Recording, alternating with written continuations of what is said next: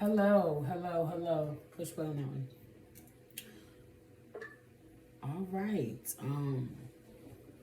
So if most of you guys were with me earlier, I had did a live podcast, and somehow, some way, it got deleted. And of course, it sent me into a trip. I was tight because the message in it was really important. It was beneficial to the community and to our generation. And I'm like, yo, the devil is working. He really did not want that to get out. So what I'm doing now is I'm just gonna start pre-recording. Y'all can catch it at a later date or whatever the case is, but it was jewels in that message. And I'm offended that it got, deleted. But we're gonna jump right into it. So the whole topic today was about trauma that happens in the household due to like parents' decision making.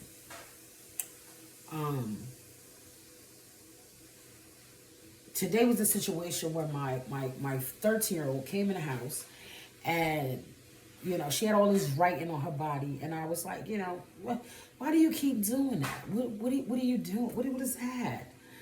And she went in to tell me that it's the way that she deals with her anxiety. So me being a mother, I'm like, what you mean anxiety? Like, what are you dealing with that I have no clue about? Because we talk, we have these conversations. And at this point, I'm just like, it's a chair in my room. So I'm just like, have a seat, talk to mommy therapist. And she busts out laughing. But it was the matter at hand is what I'm getting at. So she started to say what kind of trauma she had been through. And before she could get it out, I said, listen, check it out. I gave her a piece of paper and I gave her a pen. And I said, before you explain to me what you've been through in your life, because mind you, I'm her mother. I've raised her from day one. All right? So these are things I should know. And as parents, we think, right, that we have all the answers. As parents, we don't think that we could do no wrong. Some of us don't even see that we are wrong in some cases and will never admit to that. You got to change that dynamic, because even though they're little people, they matter. You know what I'm saying? So then I went to, I let her write it down, and I told her, when you write this list for me, I said, put the age, at what age did this trauma happen? And I said, put a definition next to the age. I said, you don't got to make it big. You don't got to make it long. I just want you to give me like little small details. So when we go through this list, we could talk about it. We could discuss it. Right? And I'm all for sitting my kids down having this conversation. Or at least I thought I was sitting them down enough having a conversation. All right, so she get the writing, she get the writing. See, what I want y'all to understand is this. Not everybody is going to be ready for this conversation we're finna have. It's going to make a lot of y'all pissed off. You already don't like me. This might make you not like me even more, right? Because I feel like at the end of the day, us as parents, we should be able to vibe. Right? We should be able to vibe. We should be able to talk it out. I should be able to go to you, ask for advice, and you come to me, vice versa. If you're on your motherly or fatherly duties. You can't tell me how to be a parent if you have never had any children. If you have never raised any children. I can't say if you haven't had any, because I know a lot of people that have raised children that don't have children. So I'm gonna take that back. We're gonna pull that little energy right on back. Because I give respect where it's due. All right. Whew. This is a different kind of energy for me, so I got to take my time when going through this, because I want y'all to get every dynamic of this conversation. Because in our neighborhoods, it's what goes on in this house stays in this house, and y'all know that from my book. If you did not get it, go get it. You need to pull up on me, all right? But y'all know that what goes on in the house stays in the house, right? So a lot of times our children are brainwashed to keep everything bottled up. They're afraid to speak out. And it's the slavery mentality though. Go with me. We're going to take it back to slave time just for a second. When you're getting beat by massa, you wasn't allowed to speak your mind. You wasn't allowed to voice your opinion on how you felt. It was shut up. When other motherfuckers came around, you wasn't supposed to say who was where, what, why doing this. You get your ass whooped. And it's kind of the same dynamic when it comes to the parenting shit in our community, whether it be minorities or else. Your dad is calling. You want to call him back. You know, different communities or else. Period. It's the same dynamic. Keep your mouth shut about what's going on in my house. I'm gonna whoop your ass. You know what I mean? Shit like that. You know, the old school, what goes on in this house stays in this house. That is so fucked up.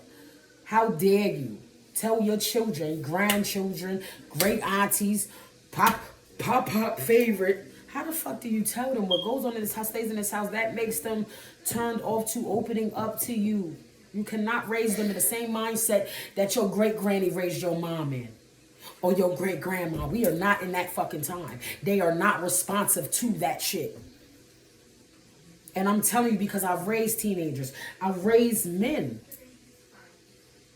Understand that. So, back to the story at hand and back to the lesson of what I'm trying to say is this.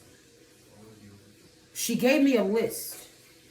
And the list had 4 things on it. And I'm thinking to myself, without even looking at the list, I'm thinking to myself, you know what? It's only 4 things. I'm feeling good. I think I did right as a parent. So you mean to tell me I only did 4 things wrong out of 14 years? That's that ego shit talking. Because when I got to looking at the fucking list, it started breaking me mentally, emotionally. Because as parents, we want to feel like we are doing the right things, right? Right? As parents, because I have 2... This is about to die. I need you to plug that back in. It's, yeah. I have 2 different cameras going at one time because I said, this footage is going to get out. When you're in the breaking generational curses and shit, the devil will try any finagle to not get this out there. And I said, by any means, because I was tight. I had to go meditate and everything, and I had to ask them to clear my energy because I was upset.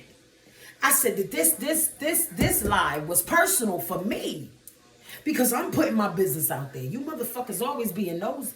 You always got something to say. When I start dropping that real shit, everybody starts scurrying and shit. You know what I'm talking about? Hit don't allow on that, please. You know, because you used to ride, be in the hood. You used to ride. I don't know why this froze. It froze? I'm telling you, the devil working. They do not want this out. They do not want this message to get out. How they go from this phone freezing to this computer freezing. It's still going, but my body froze. Oh, wow. It froze your body, but you can still talk. I can still talk. But we gonna still talk. We might can still use it as a voiceover. As long as I got it on my phone, I'm gonna try to get what I can out. Whew, Lord Jesus. All right, y'all. Bear with me. All right, so I'm looking on the list. I'm like, okay, she got 4 things. That's not that much. That's not that bad. You know? And then I started looking at the list. And I started looking at the trauma I caused as a parent. And I'm like, the first thing she had on the list was age 5. Go with me, y'all. Y'all really had this conversation or not? Because I'm not afraid to admit where I fucked up as a parent. Not really fucked up, but I was learning. I was winging it. You know how they say it don't come with a book. It comes from experience of the individual people that you see around you parenting. So you try to take this and that and this and that, and you learn your own way, and you wing it. And that's what I was doing. But the first thing on her list was the age 5. And this is exactly how she worded it. My first view of domestic violence. Yeah, that one hit hard. You know why? Because it was my decision to marry a man that was abusive. Because I wanted the family. I wanted to keep them together. It was my decision to stay with this man after he beat me for 7 weeks. It was me. Even in that weakened state where I wasn't strong enough to leave, I still played a part in that trauma. Now, how do I correct that? I could blame her. I could blame the dad. But I also have to take accountability. It was my choices that kept me in that energy and that introduced me and her father, okay, domestic violence to my 5-year-old. Now, let's keep it 100. What do you think she thinks of men at this point? What do you think she thinks of women at this point? What do you think what does she feel at 5? I could never get that back for her. She's now 14.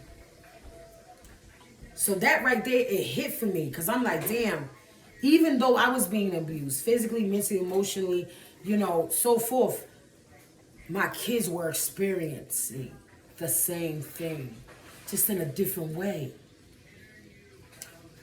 So I knew I messed up right there. Doesn't make me a bad parent. It makes me flawed. And I want y'all to understand, you're going to fuck up.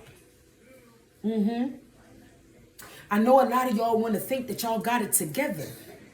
But are you really ready to have that conversation with your kids? Because I promise you they'll tell you different. I promise if you gave them a paper, just a quick exercise in your household, ain't nobody even got to know about this exercise. Give them a paper and a pen and tell them to write down every trauma that they experienced. Being your kid, being in your house. Tell them write it down. I guarantee you'll probably cry yourself to sleep because half of the shit that's on the list you didn't know anything about.